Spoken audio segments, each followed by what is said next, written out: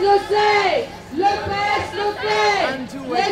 Aux pratiques excluantes, au discours et au choix de l'inter-LGBT de s'en tenir à un accompagnement et à une critique superficielle des politiques institutionnelles et gouvernementales, s'est tenue une assemblée générale appelant à l'organisation d'une Pride de nuit. De fait, la diversité des participantes et les paroles qui se sont libérées ont fait émerger des discours que la marche officielle refuse de tenir. La lutte contre le racisme et une condamnation ferme de l'islamophobie. L'interrogation sur la part que prend notre communauté dans cette pratique de domination, avec les affiches de l'inter-LGBT, avec le racisme quotidien et banalisé, avec le pinkwashing, l'homonationalisme, le ralliement à l'idéologie nationale républicaine. Et la lutte contre la domination et la discrimination par l'argent, contre la précarisation de nos vies et celle des plus fragilisés d'entre nous et les violences qui en découlent. Lutter pour nos droits, pour notre autodétermination, pour notre épanouissement, revient à remettre réellement en cause la pensée dominante, celle qui organise la société pour la jouissance de quelques-unes, les plus nantis, plutôt hétérosexuelles, cis et blanches. Comment réclamer le changement d'état civil gratuit, sans médicalisation ni judiciarisation pour les personnes trans, sans remettre en cause une société liberticide et hétéronormative qui s'obstine à étouffer le droit à la libre disposition de son corps? Comment lutter efficacement contre le VIH et les IST sans lutter contre la privatisation du système de santé, l'expulsion et ou la condamnation à la clandestinité des migrants et ou des travailleurs du sexe, y compris celles et ceux atteints de pathologies graves? Comment exiger l'égalité des droits sans se battre contre une vision de la société organisée autour du racisme institutionnel? C'est pourquoi nous avons décidé d'investir la rue le 26 juin et invitons toutes à rejoindre, chacune avec ses mots d'ordre, ses pancartes, cet espace qui s'ouvre et pourrait dessiner la société que nous désirons. Cette Pride de nuit à Paris constitue une première étape. Son organisation même, autonome, artisanale et autogestionnaire, nous permet de nous rencontrer et de nous réapproprier ensemble nos fiertés. Bonsoir. J'interviens au nom du collectif Maman Lutte du 93. Nous sommes présents pour rappeler que les questions des droits liés à l'orientation sexuelle fait partie intégrante de notre combat de féminisme, de lutte des classes, populaire et multiculturelle.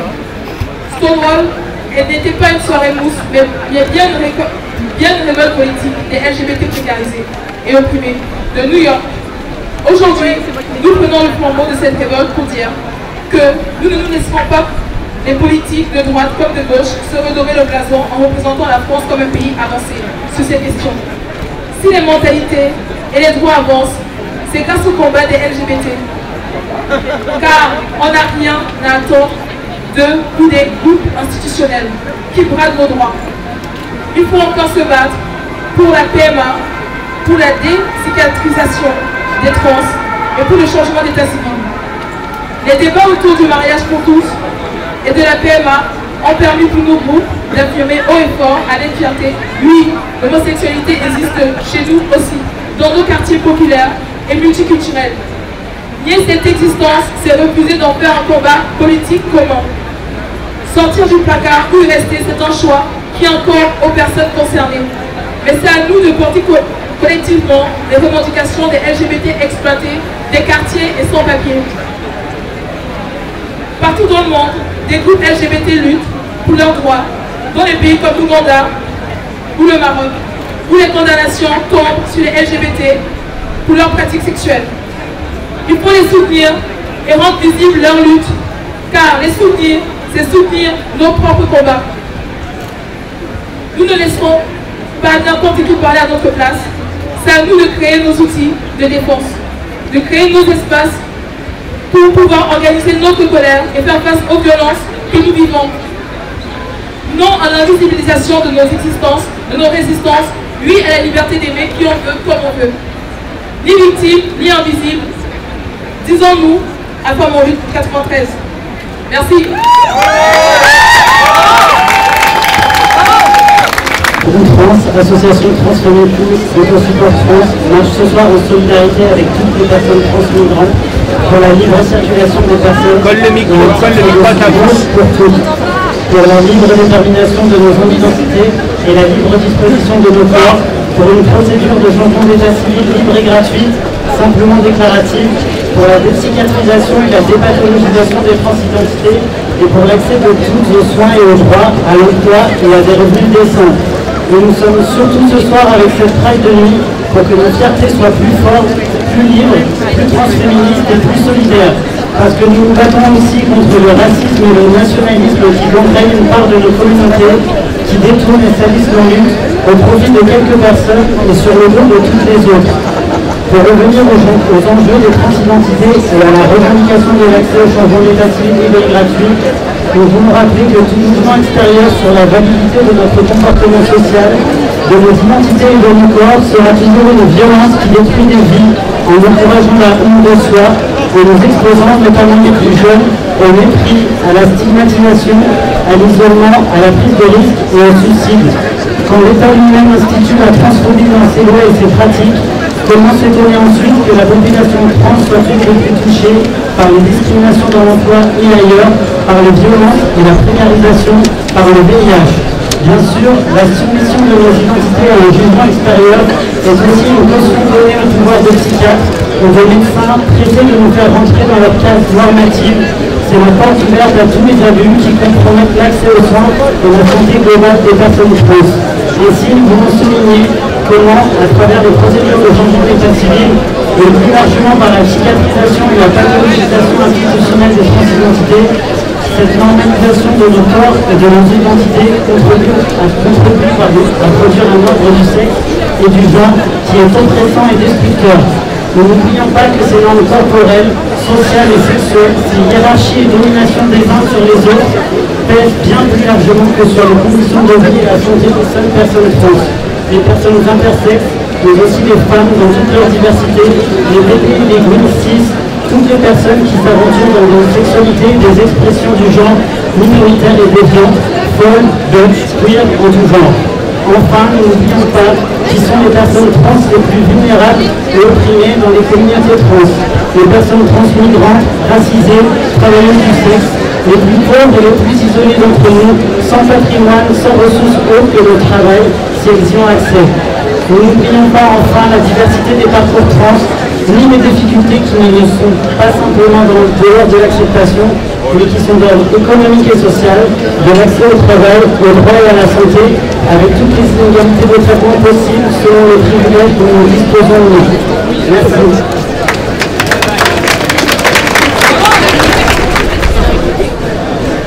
Bonsoir à tous, merci d'être venus. Voilà, moi je représente le STRAS, donc le syndicat du travail sexuel. Si nous sommes là aujourd'hui, c'est en grande partie parce que nous ne reconnaissons pas non plus dans les revendications qui sont portées par l'inter-LGBT et en général dans les instances officielles et institutionnelles qui sont censées nous représenter, alors qu'elles supportent et soutiennent des mesures répressives qui touchent une bonne partie de la communauté trans, oui, les PD, qui se constituent, qui sont travailleurs du sexe, qui sont victimes de précarité. Et ce que cautionne l'inter-LGBT, notamment en intégrant l'association comme les féminismes dans son CA, c'est toujours plus de répression, toujours plus de police. Depuis un an maintenant, notamment à Belleville en particulier, les travailleurs du sexe chinois font l'objet d'une répression absolument insensée, incessante et violente de la part de la police. Ça correspond à une volonté claire et nette de faire disparaître en fait ces femmes. Certaines d'entre vous, notamment Femmes en lutte, sont venues apporter leur soutien lors de la journée d'action. On essaie de mobiliser aussi les camarades LGBT sur les questions du travail du sexe. Ce que l'inter-LGBT refuse de prendre une position et de parler tout simplement du travail du sexe alors que ça touche bon nombre d'entre nous dans nos communautés. Donc voilà, une des parties des raisons de notre présence aussi ici aujourd'hui.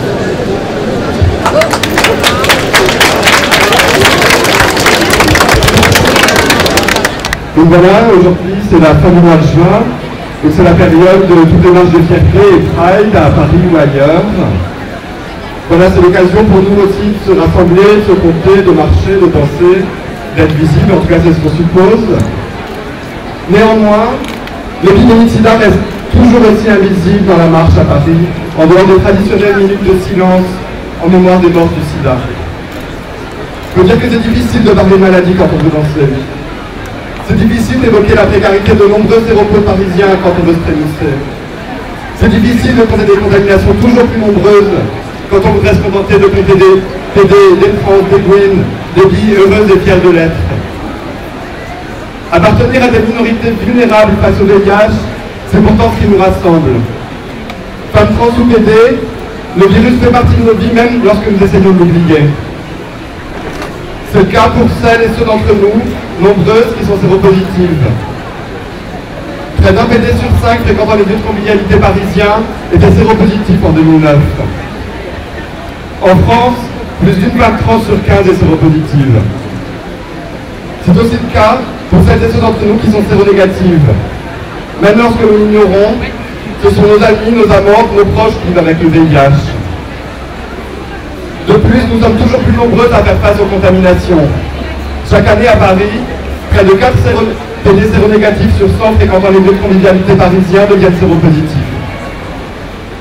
Aux Pays-Bas, 70% des nouvelles contaminations sont liées à des personnes qui viennent elles-mêmes d'être contaminées et ignorent leur statut sérologique. La situation est vraisemblablement la même à Paris. La stigmatisation des sérocos, le sérotriage, l'indifférence quant à l'épidémie alimentent le flot des nouvelles contaminations. L'insouciance ne nous protège pas. Ce n'est pas une fatalité. Les moyens techniques existent aujourd'hui pour mettre fin à l'épidémie. Mais cela pourrait devenir une fatalité si nous nous contentons de fermer les yeux et refusons de combattre ensemble l'épidémie.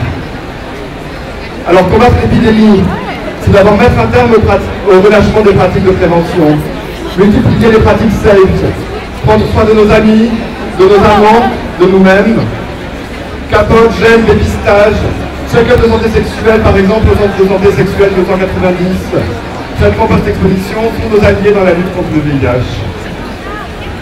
Combattre l'épidémie, c'est aussi lutter contre les violences et contre les discriminations qui nous visent en tant que minorité sexuelle et de genre. L'isolement et la précarité qui en découlent sont des obstacles majeurs dans l'accès à l'information et aux dispositifs de prévention, de dépistage et de soins. Discrimination égale contamination. Combattre l'épidémie, enfin, c'est ne pas craindre de s'aventurer sur des terrains politiques qui sont au départ un peu plus larges que simplement lutter contre les violences et les discriminations. Lorsque près d'un séropos sur 5 suivis à l'hôpital en France se prive de nourriture, nous contenter d'une égalité formelle dans la loi et d'une condamnation juridique des violences et discriminations homophobes et transphobes, c'est nous tirer une balle dans le pied. C'est sur l'ensemble des terrains politiques, sociaux, économiques que nous devons nous mobiliser. Le sida est une épidémie politique. PD, trans, big, win, c'est une politique qui refuse la droitisation généralisée dont nous avons besoin. Contre le sida, danser ne suffit pas.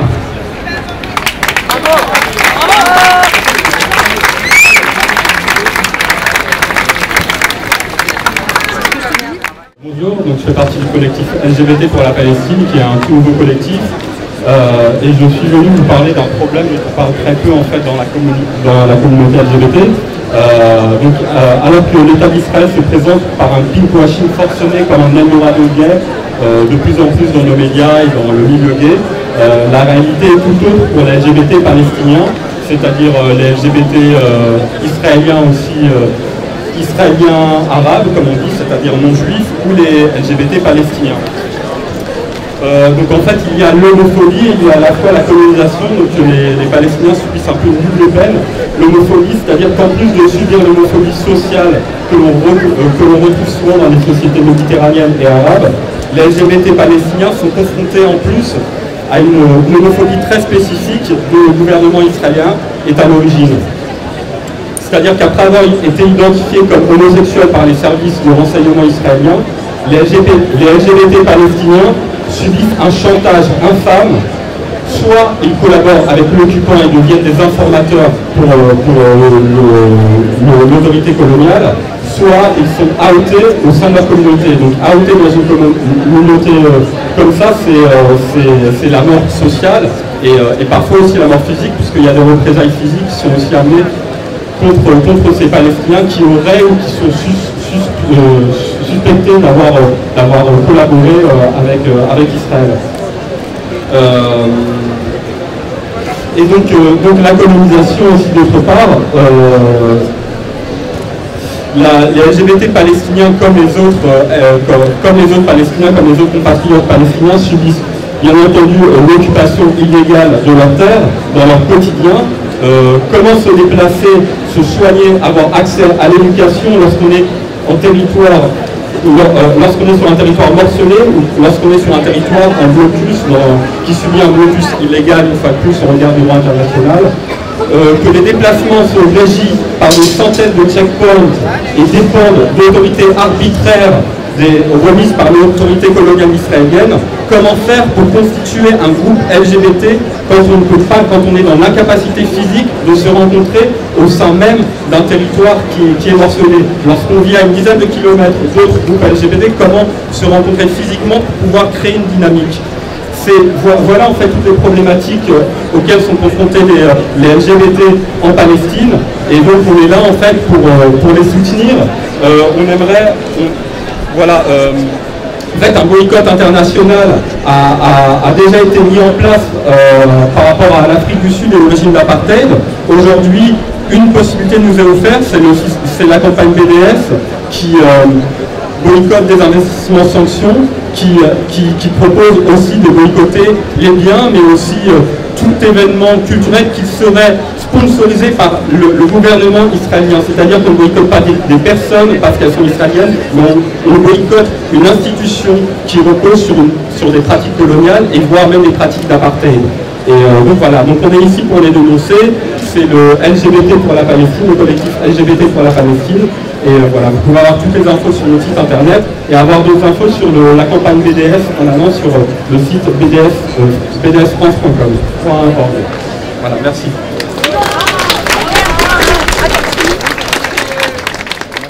Une prise de parole de Monica, notre activiste préférée. Oh, merci. Merci beaucoup et bonjour à tout le monde. Écoute, je m'excuse pour mon français, j'ai toujours des problèmes avec mon accent. Je crois que pour conquérir les droits, il faut rester toujours unis et avec l'amour, parce que je connais beaucoup de vous comme militants et je sais que vous le faites avec beaucoup d'amour et avec beaucoup de conviction pour revendiquer les droits qui nous manquent, les droits qui sont discriminés par l'État et pour les États dans tout le monde. Chaque de nous ici, nous présents, nous connaissons bien ce que nous souffrons dans notre parcours. C'est pour ça que je porte la croix, parce que c'est un message politique de montrer à la société tous les souffriments que nous passons, que nous vivons comme êtres humains.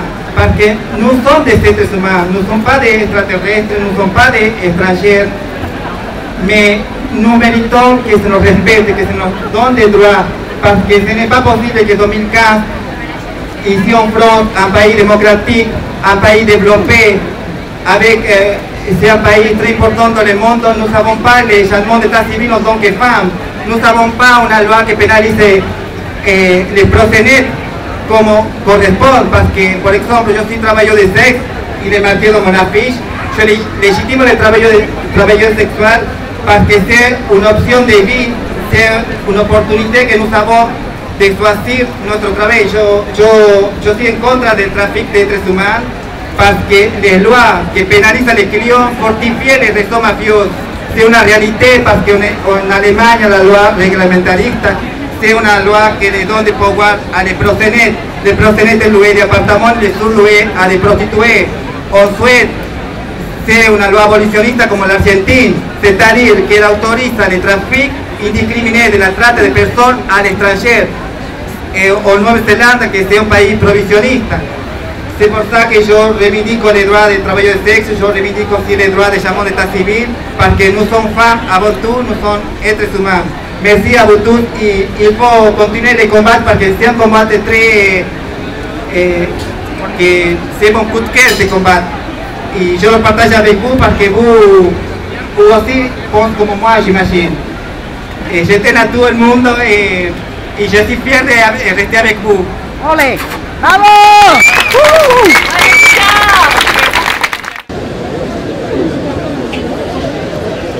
Danser ne suffit pas. Alors je vais commencer ici en proclamant ma solidarité inconditionnelle à Jenicet Eva Gutiérrez, dont j'ai appris le nom hier quand elle s'est faite expulser de la Maison Blanche à Washington. Après tant de beaux discours où Obama et sa femme Michelle ont proclamé que la Maison Blanche était la maison du peuple, voilà une femme du peuple qui s'est faite expulser pour avoir osé utiliser sa voix pour porter une lumière sur le sort de ses sœurs trans immigrées, reléguées dans des centres de détention où elles sont souvent violées. Une voix est à la portée de n'importe qui.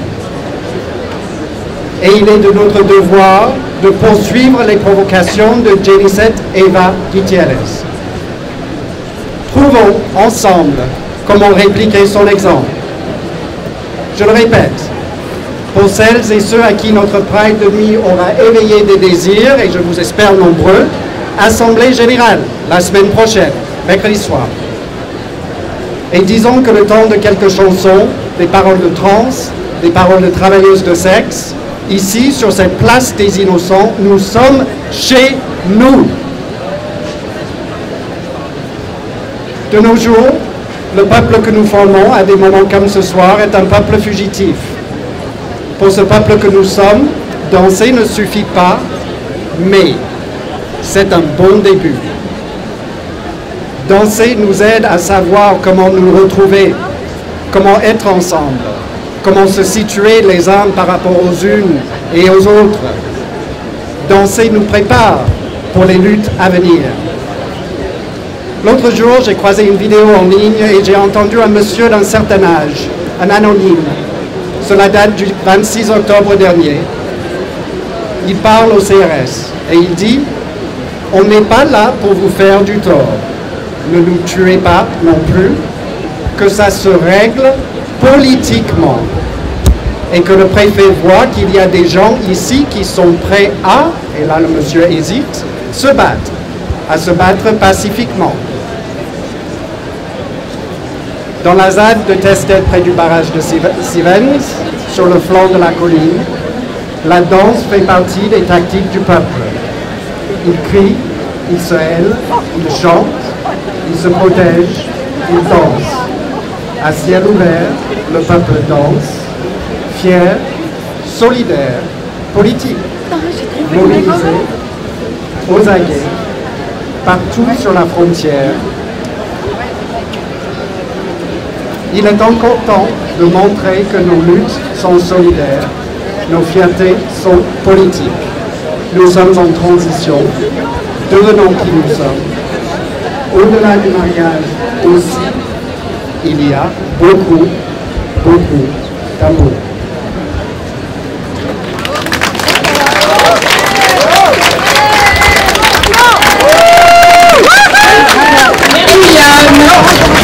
Une petite prise de parole improvisée qui est dégommeuse, c'est Cécile.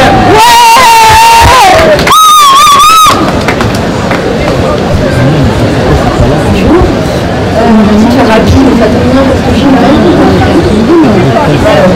Oui, donc juste quelques mots pour vous dire, on est là ce soir tout simplement parce qu'on pense qu'il doit y avoir un petit peu de place pour le politique et pour l'inclusif dans les luttes LGBTQI.